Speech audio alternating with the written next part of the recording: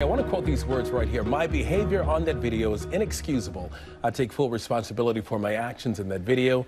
Those are the words of Sean Diddy Combs following the release of a video obtained by CNN that allegedly shows Combs assaulting his then-girlfriend Cassie Ventura back in 2016. Yeah, that's the video there. It appears to support allegations in a lawsuit against Combs, which Ventura settled last year. And Ventura's attorney saying in a statement, the gut-wrenching video has only further confirmed the disturbing and predatory behavior of Mr. Combs.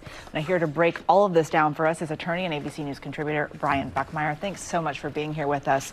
First of all, a lot of people wondering, could Combs face any criminal charges for what we see in that video? So, simple answer, no directly, potentially indirectly. And I'll explain indirectly later, but directly, the allegations of what happened in LA, as the LA district attorney has come out, has said if these allegations are true and this video is correct, it happened in 2016, so the statute of limitations for any type of assault, whether it be 1 year or 3, depending on how severe it is, has already lapsed. So there cannot be direct charges to this assault, but we could see this video and these allegations in future litigation. And Combs is already the subject of an ongoing federal sex trafficking investigation. Back in March, Homeland Security raided his homes in Los Angeles and Miami, seizing multiple electronic devices. Combs' attorney called it, quote, an unprecedented ambush, a premature rush to judgment, and a witch hunt. No federal charges have been brought, and Combs has denied all allegations here. So how could this hotel video be used in future litigation? So this is where the whole idea of indirect comes in, right? So this video, for example, could be used because we saw Sean Combs a month after settling Cassie's case said, all of these cases, all 5 of them that have been against him, are all lies, and people are just getting out to money. Now he's apologizing for it, so this can be a way of impeaching him, saying, well, you lied here about an assault occurring, you saw the video and now you flipped. It could also be used, for example, if there's a human trafficking, so taking an individual, specifically a woman, from one place to another to traffic her for sexual abuse, as it seems the investigation is going into.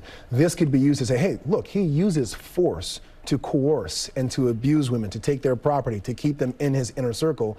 A video like this and the testimony from Cassie could be used indirectly in other cases. That apology from him, as a lawyer watching that happen, was that a risky decision or was that a good decision? Well, first and foremost, as a person, I don't think that's an apology. Usually, I think of an apology as you direct it to a person and for specific actions. And clearly what's left out is what he's apologizing for and to who. But to answer your question even further, going as attorney, again, someone's going to go up there and question and say, why the apology now? You talk about going to rehab. If you had went to rehab, why didn't you come out earlier when these allegations came out or before the video came out? There are so many questions that will be asked of him if he ultimately decides to take the stand, if there's an indictment or a case, that I think this statement could hurt him more than help him. So Cassie's lawsuit that she settled with Combs last year alleged that he paid the hotel to sort of keep that video from surfacing. What do we know about those allegations there?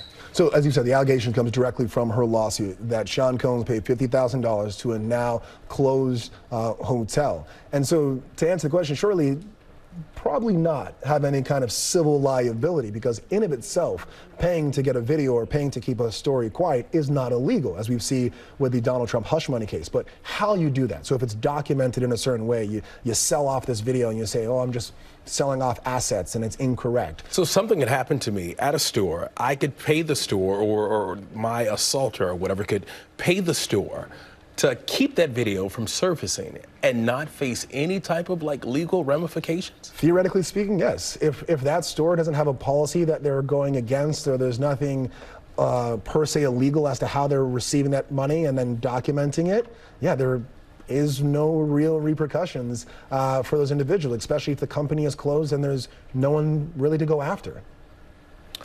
Wow. ABC News contributor Brian Buckmire, this is a story we will continue to talk about. Thank you so much.